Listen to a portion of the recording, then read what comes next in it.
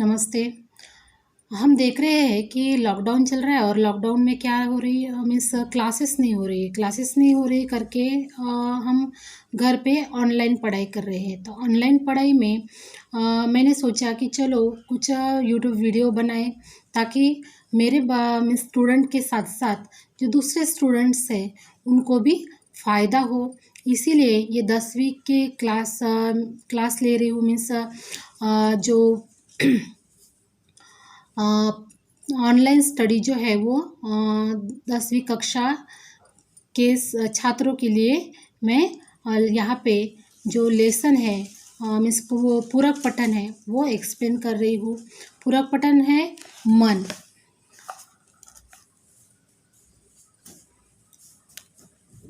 ये पूरक पठन है और ये चौथे नंबर पे है। ये पूरक पठन के जो लेखक है वो विकास परिहार है। तो इनका परिचय है। जन्म 1983 गुना मध्य प्रदेश से और परिचय विकास परिहार ने 2000 से 2006 तक भारतीय वायुसेना को अपनी सेवाएं दी। फिर पत्रकारिता के क्षेत्र में उतरने के बाद उन्होंने वो रेडियो से जुड़े। साहित्य में विशेष रुचि होने के कारण आप नाट्य गतिविधियों से जुड़े हुए। फिर यहाँ पे पद्य संबंधी यहाँ पे दिया है हाइकू जो है यह जापान की एक लोकप्रिय काव्य विधा है। विधा मीन्स क्या, प्रकार। हाइकू विश्व की सबसे छोटी कविता कही जाती है। 5वें दशक से हिंदी साहित्य ने हाइकू को खुले मन से स्वीकार किया। हाइकू कविता 5 + 7 + 5 = 17 वर्ण के ढांचे में लिखी जाती है। प्रस्तुत हाइकू में कवि ने अपने अनुभव और छोटी छोटी विभिन्न घटनाओं को अर्थवाही सीमित शब्दों में प्रस्तुत किया है। तो ये हो गया पद्य संबंधी, यहाँ पे कुछ दिया गया है। तो अभी हम पूरक पठन की तरफ चलते हैं कि विकास परिहार ने जी किस तरह से इस पूरक पठन को प्रस्तुत किया है। तो मैं यहाँ पे पहले ये पूरक पठन पढ़ूंगी और एक एक जो पैराग्राफ है वो एक्सप्लेन करूंगी। घना अंधेरा चमकता प्रकाश और अधिक करते जाओ, पाने की मत सोचो। जीवन नैया मझार में डोले, संभाले कौन। रंग बिरंगे रंग संग लेकर आया फागुन। कांटों के बीच खिलखिलाता फूल देता प्रेरणा।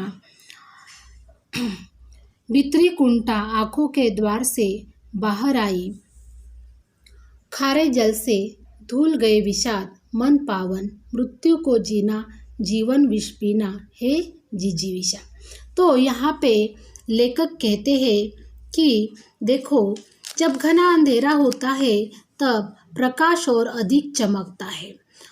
अर्थात जब प्रतिकूल परिस्थितियां घने अंधकार के रूप में हमें घेर लेती है तब वहीं से एकाएक प्रकाश की किरणें फूट पड़ती है। हम देखते हैं कि बहुत ज़्यादा घना अंधेरा जहाँ पे होता है तो मिस विकास परिहार जी का कहना यह है कि देखो, जहाँ पे बहुत घना अंधेरा होता है तो वही एक उजाले की रोशनी हमें दिखाई पड़ती है। उनका कहने का मतलब वही है कि देखो, जहाँ पे बहुत सारी प्रतिकूल परिस्थितियाँ जहाँ पे है, घना अंधेरा है, यानी घना अंधेरे का मतलब क्या है कि प्रतिकूल परिस्थितियाँ हमें घेर लेती है तभी हमें एकाएक प्रकाश की किरणें फूट पड़ती है। यानी हमें उस सिचुएशन में कुछ उपाय हम ढूंढ लेते हैं, उसको ही प्रकाश की किरणें यहाँ पे कहा गया है। दूसरा है, हमें पूरा जीवन काम करते रहना चाहिए। हाँ, करते जाओ, पाने की मत सोचो, जीवन सारा। हाँ, गीता में वचन है, कर्मण्यवाधिकारस्ते महाफलेषु कदाचन। कर्म करते जाओ, फल की अपेक्षा मत रखो। वैसे ही कवि परिहार जी हमें यहाँ पे कहते हैं कि देखो, हमें पूरा जीवन जो है काम में रहना चाहिए। यह नहीं सोचना चाहिए कि हमें क्या प्राप्त होगा, ये करने से हमें क्या प्राप्त होगा, ये करने से हमें कुछ मिलेगा क्या, ये न सोचकर हमेशा अपना जीवन जो है वो जीवन भर कर्म करना चाहिए। हमें अपने मीन्स जो फल की प्राप्ति का हम सोचते हैं, हाँ, वो नहीं सोचना चाहिए। हमें जीवन भर कर्म ही करते रहना चाहिए। फिर परिहार जी कहते हैं, जीवन नैया मझार में डोले संभाले कौन। जीवन नैया मझार में डोले संभाले कौन। फिर यहाँ पे इसका मतलब यह है कि जीवन रूपी नैया जो है, हाँ, जीवन रूपी नैया जो है ये संसार में डगमगा गई, संसार रूपी सागर में डगमगा रही है, तो उसे अन्य संभालने के लिए नहीं आएगा। आएगा क्या? हमारे जीवन में अगर कोई बाधाएं आती है, हाँ, परिस्थिति गंभीर आती है, तो कोई दूसरा आता क्या संभालने के लिए? नहीं, हमें स्वयं ही उसको संभालना पड़ता है। जीवन रूपी संसार को हमें, जो जीवन रूपी संसार में हमारी जो नैया डगमगा रही है, उसको हमें स्वयं ही उसको पार ले जाने का प्रयास करना पड़ता है। ठीक है। फिर रंग बिरंगे रंग संग लेकर आया फागुन। यहाँ पे कवि मीन्स लेखक जो है विकास परिहार जी, ये कहते हैं कि देखो, फागुन का महीना आया है, अपने संग बसंत के विविध रंग लेकर आया है। यह समय उल्लास और उमंग का समय है। अंत हमें सभी को कुछ समय के लिए चिंता और परेशानियों को भूलकर बसंत ऋतु का आनंद लेना चाहिए। यानी कवि कहना चाहते हैं कि देखो, अभी फागुन का महीना आया है, और फागुन का महीना आया तो सभी जो मौसम है वो बहुत ही खुशनुमा रहता है। तो इसलिए हमें सब हमारी बाधाएं, हमारे दुख सुख भूल कर हमें फागुन का स्वागत करना चाहिए। ऐसे वो आनंद लेना चाहिए, फागुन महीने का आनंद लेना चाहिए। ऐसे यहाँ पे परिहार जी हमें बता रहे हैं। फिर कांटों के बीच खिलखिलाता फूल देता प्रेरणा। तो हम यहाँ पे उदाहरण ले सकते हैं कि गुलाब का जो फूल है, वो गुलाब का फूल कांटों के बीच में रहकर भी कितना हंसता है, खिलखिलाता है। वो हमेशा हमें क्या करता है? प्रेरित करता है कि देखो, परेशानियों से घबराना नहीं, बिना अपना काम करते जाना है। यानी कोई भी हमारे जीवन में परेशानियां आती है तो हमें कभी भी घबराना नहीं चाहिए। हमें हमेशा अपने कर्म में व्यस्त रहना चाहिए, हमेशा गुलाब की तरह खिलखिलाना चाहिए, चाहे हमारे इर्द गिर्द कितने भी कांटे हो। फिर यहाँ पे दूसरे इसमें बोल रहे हैं परिहार जी, भीतरी कुंठा आंखों के द्वार से आई बाहर। जब नेत्रों में अश्रु बहते हैं तो यह मानना चाहिए कि मन की कुंठा नयन रूपी द्वार से बाहर आ गई है। मीन्स क्या कि देखो, हमारे मन में कितना दुख भरा है, कितनी मीन्स विषाद भरे हुए हैं, तो वो नयन रूपी द्वार से वो जो अश्रु बहते हैं, वो अश्रु नयनों से बाहर आती है। उसे जो हमारे मन के विषाद है वो क्या हो जाते हैं? धुल जाते हैं। फिर खारे जल से धुल गए विषाद मन पावन। खारे जल से धुल गए विषाद मन पावन, मृत्यु को जीना जीवन विष पीना है जिजीविषा। तो यहाँ पे परिहार जी कहते हैं कि देखो, जब नेत्रों से अश्रु बहते हैं तो यह समझना चाहिए कि अश्रुओं के खारे जल से मन में जो भी विषाद होता है वो क्या हो गया है? धुल गया है, और मन पहले के समान पावन हो गया है, शुद्ध हो गया है। हम देखते हैं कोई भी चीज़ हमारे कोई भी बात हमारे मन में फंसी रहती है, हाँ, और जब तक हमें रोना नहीं आता है तब तक वो बात वैसे ही हमारे मन में ताज़ा रहती है। लेकिन जब भी हमारे नैनों से अश्रु आते हैं उस बात के लिए, तो वो हमारे मन से वो बात निकल जाती है, मन हमारा हल्का होता है और हमारा मन जो है वो पावन होता है। वैसे ही मृत्यु को जीना जीवन विष पीना है जिजीविषा। तो प्रत्येक मनुष्य के जीवन में अनेक परेशानियां हम देखते हैं कि हर एक मनुष्य, हम कितना भी किसी का भी निरीक्षण करें तो भी हमें ऐसा एक भी व्यक्ति नहीं दिखता है कि जो खुश है, हमेशा खुश रहता है, उसके जीवन में एक भी परेशानी नहीं है, ऐसा व्यक्ति हमें कभी भी दिखाई नहीं देता। तो परिहार जी भी वही बात बोल रहे हैं कि देखो, प्रत्येक मनुष्य के जीवन में अनेक परेशानियां हैं, चिंताएं हैं, हाँ, और अप्रिय प्रसंग है। जो घटना है वो अप्रिय है, हमें बिल्कुल पसंद नहीं है, ऐसी घटनाएं हमारे या सभी लोगों के जीवन में आती है। ऐसे में जीवन रूपी संग्राम में हमें डटे रहना हमारी जिजीविषा का प्रमाण है। यानी हमें उस चिंता का, उस प्रसंग का हमें डट के सामना करना है, ना घबराए हुए हमें डटे रहना है। वही हमारी जिजीविषा का प्रमाण है। ऐसे यहाँ पे विकास परिहार जी हमें बता रहे हैं।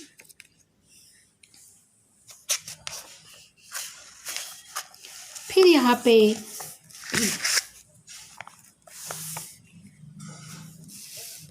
मन की पीड़ा, बन बादल, बरसी आंखें, चलती सात पटरियां रेल की, फिर भी मौन, सितारे छिपे बादलों की ओट में, सुना आकाश तुमने दिए जिन गीतों को स्वर, अमर हुए अमर, सागर में भी रहकर मछली प्यासी ही रही। तो यहाँ पे पहले जो स्टांजा है उसको देखेंगे हम। मन की पीड़ा, छाई बन बादल, बरसी आंखें। तो यहाँ पे परिहार जी कह रहे हैं कि देखो, जब आकाश में बादल बहुत घने होते हैं तभी वर्षा होती है। उसी प्रकार जब मन में बहुत सारी गहरी पीड़ा हमारे मन में होती है तभी हमारे आँखों से आंसू बरसते हैं। मीन्स क्या, जो बादल है वो आंसू, मीन्स हम जैसे बादल जो है वो आकाश में घने होते हैं तभी वर्षा होती है, वैसे ही हमारे मन में बहुत सारा दुख भरा होता है तभी हमारे आंखों से अश्रु बहते हैं। फिर यहाँ पे चलती सात पटरियां रेल की, फिर भी मौन। यहाँ पे परिहार जी कहते हैं कि देखो, रेल की पटरियां अनंत काल से साथ चल रही हैं। बहुत सारे पहले की, जैसे वो मीन्स उसका जन्म हुआ है तब से वो क्या कर रही है, अनंत काल से मीन्स वो साथ चल रही है। कहीं पे भी एक साथ आई क्या, वो नहीं, परंतु वे सदा मौन रहती है। एक दूसरे के साथ में चलकर भी, साथ साथ चलकर भी वो क्या रहती है, मौन रहती है। एक दूसरे से कभी भी वो बात नहीं करती। ठीक है। फिर यहाँ पे सितारे छिपे बादलों की ओट में, सुना आकाश। सितारे आकाश का श्रृंगार है, वे आकाश की शोभा बढ़ाते हैं। जैसे ही सितारे बादलों की ओट में छिपते हैं, आकाश सूना हो जाता है।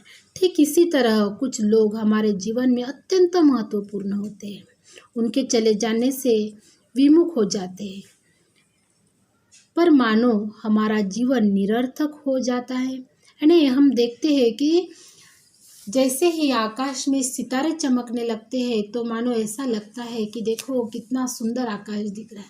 वैसे ही अगर व्यक्ति का भी वैसा ही महत्व है हमारे जीवन में भी, जो हमें अत्यंत प्रिय व्यक्ति होते हैं, उन व्यक्ति से हमारा जीवन जो है वो क्या होता है, पूरा सुंदर होता है, सुशोभित होता है। लेकिन ऐसे जो महत्वपूर्ण व्यक्ति है हमारे जीवन से चले जाते हैं तो हमारा जीवन जो है वो विमुख, निरर्थक हो जाता है। फिर यहाँ पे तुमने दिए जिन गीतों को स्वर अमर हुए। इसका मतलब यह है कि कवि के अंदर अनोखी सामर्थ्य होती है। जिन गीतों को स्वर देता है वे अमर हो जाते हैं। इसी प्रकार कवि अपनी रचनाओं के द्वारा समाज में परिवर्तन लाता है। हम देखते हैं कि कितने सारे कवि हो गए, कितने सारे, जैसे पहले की बात करें तो कितने सारे साधु संत हो गए, उन्होंने अपनी रचनाओं से, जैसे तुकडोजी महाराज हो गए, तुकाराम महाराज हो गए, नामदेव महाराज हो गए, इन लोगों ने क्या किया, अपने गीतों के द्वारा, अपने अभंग के द्वारा, अपने भजन के द्वारा समाज परिवर्तन किया और आज अमर हो गए। उसी तरह कि यहाँ पे परिहार जी कहते हैं कि देखो, कवि के अंदर बहुत सारी शक्ति होती है, वो समाज परिवर्तन कर सकते हैं और वो अमर हो जाते हैं। सागर में भी रहकर मछली प्यासी ही रही। फिर यहाँ पे कवि कहते हैं कि देखो, सागर तो अथाह जलराशि होती है, सागर में कितना पानी है हम नहीं जानते, क्योंकि अमाप पानी होता है उसमें, परंतु वो जो पानी है वो कैसा रहता है, खारा रहता है, और खारा होने की वजह से ही वो जो पानी है पीने योग्य नहीं रहता है। कितना पानी होता है, अथांग पानी होता है, लेकिन पीने योग्य नहीं रहता है। उसी प्रकार कोई व्यक्ति कितना भी बलवान हो, धनवान हो, लेकिन उसकी जो धन जो है, उसका धन जो है, उसकी जो श्रीमंती है, वो किसी के काम नहीं आती है। तो ऐसा व्यक्ति का बड़प्पन, उसकी जो श्रीमंती बोलते हैं हम, धनवानता बोलते हैं, वो किसी भी काम की नहीं। वो कैसा रहता है, प्यासा ही रहता। जैसे मछली जो है सागर में रहकर प्यासी रहती है, वैसा वो व्यक्ति अगर किसी के काम में नहीं आता है, तो वो कितना भी बलवान हो, कितना भी धनवान हो, तो वो व्यक्ति क्या रहता है, प्यासा ही रहता है। उस व्यक्ति की कोई भी मीन्स वैल्यू नहीं रहती है। ठीक है, यहाँ पे आपको समझ में आया होगा, आपको ये वीडियो अच्छा लगा होगा, तो प्लीज़ हमें मुझे कमेंट्स के द्वारा बताइए। और ये आपके मीन्स अभी लॉकडाउन के वक्त में बहुत ही मीन्स आपको फ़ायदा होगा इस वीडियो का। इसी के साथ नमस्ते। मैं नेक्स्ट वीडियो बनाऊंगी, वो भी आप देख लेना। जय हिंद।